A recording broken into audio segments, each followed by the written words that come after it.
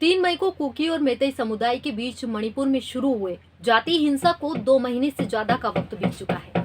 फिर भी भड़की इस हिंसा की आग थमने का नाम नहीं ले रही है। इस हिंसा के कारण मणिपुर के ज्यादातर हिस्सों में दहशत का माहौल है। इस मामले में यूरोपियन यूनियन में चर्चा हुई, जिसे लेकर भारत ने कड़ा रुख अपनाते हुए कहा था कि ये हमारा आंतरिक मामला है, कोई बाहरी हस्तक्षेप बर्दाश्त नहीं किया जाएगा। अब इस मामले को लेकर कांग्रेस के पूर्व अध्यक्ष राहुल गांधी ने पीएम मोदी पर निशाना साधा है। नमस्कार, आप देख रहे हैं देश न्यूज, आपके साथ मैं हूं रानी नागर। आज प्रोग्राम में बात मणिपुर हिंसा की। ईयू में हो रही चर्चा पर राहुल गांधी ने पीएम मोदी पर क्या वार किया, इसके बारे में बताएंगे और साथ ही आपको ये भी बताएंगे कि मणिपुर हिंसा को लेकर यूरोपीय संसद में मोदी सरकार पर उठे सवाल क्या है और इस पर भारत सरकार ने क्या जवाब दिया है। कांग्रेस नेता राहुल गांधी ने प्रधानमंत्री नरेंद्र मोदी के खिलाफ हमला बोला है। मणिपुर हिंसा को लेकर यूरोपीय यूनियन की संसद में हुई चर्चा को लेकर उन्होंने प्रधानमंत्री की चुप्पी पर सवाल उठाया। इसके साथ ही राहुल ने पीएम मोदी के फ्रांस दौरे पर भी निशाना साधा। उन्होंने पीएम मोदी को फ्रांस के नेशनल डे पर मुख्य अतिथि बनाए जाने का कनेक्शन राफेल डील से बताया।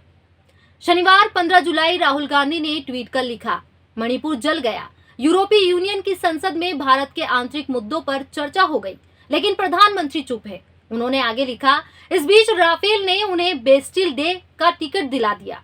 बता दें, शनिवार को ही भारत सरकार ने भारतीय नौसेना के लिए फ्रांस से 26 नेवल राफेल फाइटर जेट खरीदने के फैसले की जानकारी दी है, जिसके तहत भारतीय नेवी को फ्रांस की दोस्त एविएशन से 26 नए एडवांस राफेल फाइटर जेट हासिल होंगे, जो खास तौर पर नेवी की जरूरतों के हिसाब से डिजाइन होंगे। भारत में इन लड़ाकू विमानों के सफल ट्रायल के बाद सरकार ने इन विमानों की खरीद पर आगे बढ़ने का फैसला किया है। राहुल गांधी ने मणिपुर हिंसा को लेकर पीएम पर चुप रहने का आरोप लगाया। उन्होंने यूरोपीय यूनियन में इस मुद्दे पर हुई चर्चा का भी जिक्र किया। बता दें, यूरोपीय संघ की चर्चा ने मणिपुर में हाल ही में हुई हिंसा को लेकर भारत में मानव अधिकारों की स्थिति पर बुधवार को एक प्रस्ताव पारित किया। प्रस्ताव में आरोप लगाया गया कि अल्पसंख्यक समुदायों के प्रति असहिष्णुता के चलते मणिपुर के हालात पैदा हुए।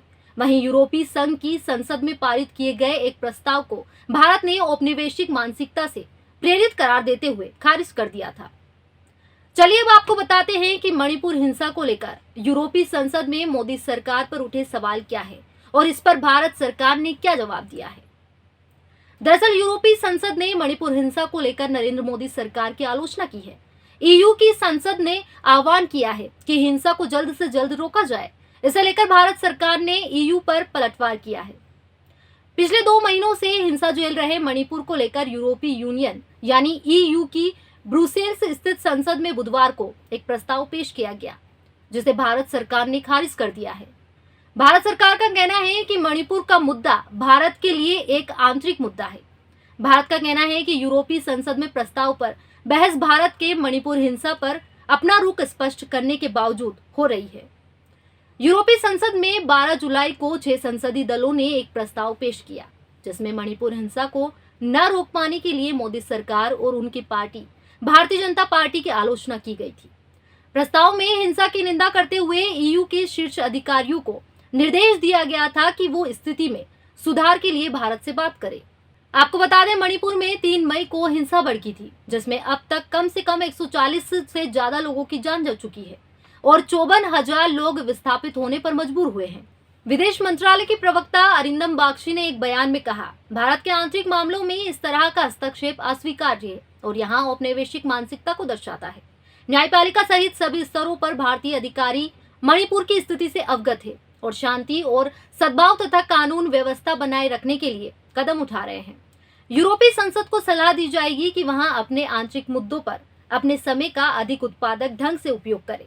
वहीं भारत ने ईयू के इस प्रस्ताव को सिरे से खारिज कर दिया है। दिल्ली में पत्रकारों से बात करते हुए विदेश सचिव विनय मोहन कवात्रा ने कहा कि मणिपुर की स्थिति पर भारत सरकार ने अपना रुख स्पष्ट कर दिया है और यूरोपीय सांसदों से भी इस संबंध में बात की है। बावजूद इसके ईयू संसद में इस प्रस्ताव को पेश किया गया है। उन्होंने कहा, यह पूरी तरह से भारत सरकार का आंतरिक मामला है। हम यूरोपीय संसद में होने वाली घटनाओं से अवगत है। हमने इस मामले से संबंधित यूरोपीय संसद के सदस्यों से संपर्क भी किया है। हमने यहाँ पूरी तरह से स्पष्ट कर दिया है कि यहाँ पूरी तरह से भारत का आंतरिक मामला है। यूरोपीय संघ की संसद में 6 संसदीय समूह की तरफ से पेश किए गए प्रस्ताव में मणिपुर में 2 महीने से चल रही हिंसा से निपटने के मोदी सरकार के तरीके की आलोचना की गई है। प्रस्ताव में कहा गया है कि हिंदू बहुसंख्यकवाद को बढ़ावा देने वाली राजनीति से प्रेरित विभाजनकारी नीतियों और आतंकवादी समूहों की गतिविधि में बढ़ोतरी को लेकर हम चिंतित हैं। प्रस्ताव में केंद्र सरकार से आग्रह किया गया है कि वो संयुक्त राष्ट्र की सिफारिशों को मानते हुए arms forces special powers act यानी AFPSA को निरस्त करे और सुरक्षा बलों द्वारा बल के इस्तेमाल पर संयुक्त राष्ट्र के बुनियादी सिद्धांतों का पालन सुनिश्चित करे। प्रस्ताव में मणिपुर से सभी पक्षों से संयम बरतने के लिए कहा गया है और नेताओं से आह्वान किया गया है कि वो लोगों के बीच विश्वास कायम करे और तनाव खत्म करने के लिए निष्पक्ष की भूमिका निभाने के लिए भड़काऊ बयानबाजी बंद करे। साथ ही प्रस्ताव में भारत सरकार, राजनीतिक दलों के नेताओं और धार्मिक नेताओं से आग्रह किया गया है कि शांति स्थापित करने के लिए तुरंत कदम उठाए जाए। जाते जाते आपको बताते हैं कि क्यों भड़की मणिपुर में हिंसा। मणिपुर हिंसा 3 मई को उस वक्त भड़की जब प्रदेश की बहुसंख्यक मैतेई समुदाय को जनजाति का दर्जा दिए जाने की मांग के खिलाफ अल्पसंख्यक कुकी आदि जनजाति समुदाय ने एक रैली निकाली थी।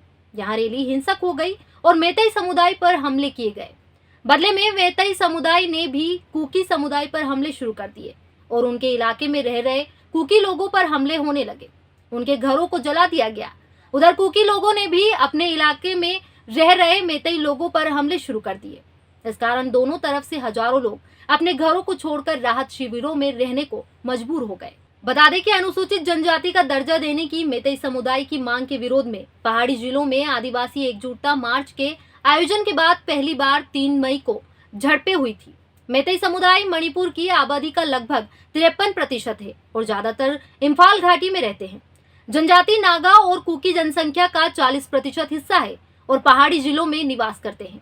राज्य में शांति बहाल करने के लिए करीब 10,000 सेना और असम राइफल्स के जवानों को तैनात किया गया है, लेकिन लाख कोशिशों के बावजूद भी कोई सुधार देखने को नहीं मिल रहा है, जिस कारण आम लोगों को काफी परेशानियों का सामना करना पड़ रहा है। अब तक इस हिंसा में 140 से ज्यादा लोगों की जान जा चुकी है और 3,000 से अधिक लोग घायल हो गए हैं।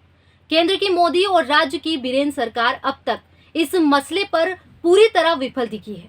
अब तक इस मसले पर पीएम मोदी ने एक शब्द नहीं बोला है, ना ही एक ट्वीट किया है। हालांकि गृह मंत्री अमित शाह इस पूरे मामले पर नजर बनाए हुए हैं। पीएम मोदी की इस चुप्पी के कारण राहुल ने उन पर निशाना साधा है। फिलहाल आज के प्रोग्राम में बस इतना ही। आप बने रहिए देश न्यूज के साथ। नमस्कार।